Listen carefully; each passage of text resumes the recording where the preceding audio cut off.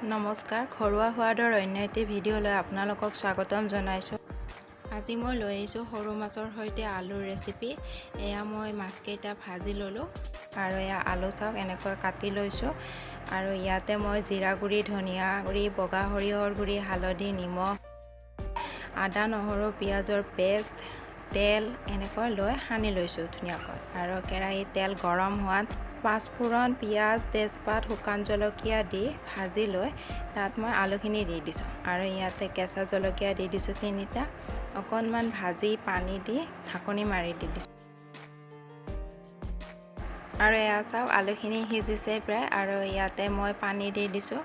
আপোনালোকে নিজৰ জোখৰ পৰিমাণত পানী দি দিব। আৰু ইয়াত মই মাছকেইটা দি দিছোঁ আৰু এয়া উতল আহিব ধৰিছে।